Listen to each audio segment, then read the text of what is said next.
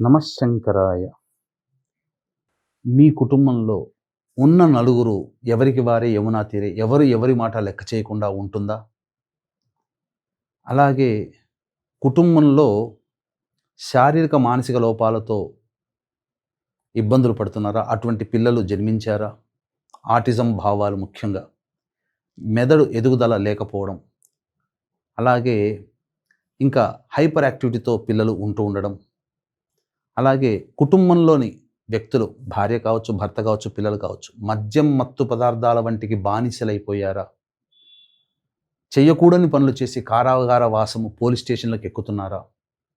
అంటే ఖచ్చితంగా మీ కుటుంబంలో పంచశాప ప్రభావాలు ఉన్నట్టే లెక్క.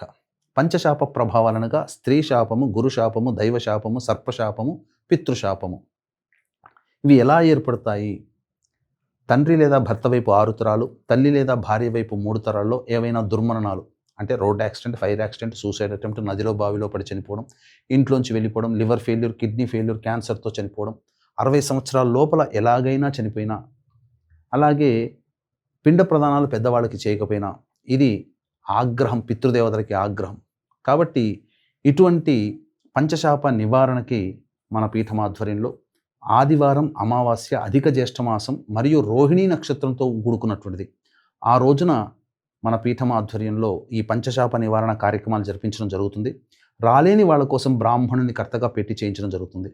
రాదలిచినటువంటి వాళ్ళు, కార్యక్రమంలో పాల్గొనదలిచినటువంటి వాళ్ళు 12వ తారీఖు రాత్రి 9 గంటల లోపల స్క్రీన్పై కనిపిస్తున్న నెంబర్కి కాంటాక్ట్ చేసి పూర్తి వివరాలు తెలుసుకోవచ్చు.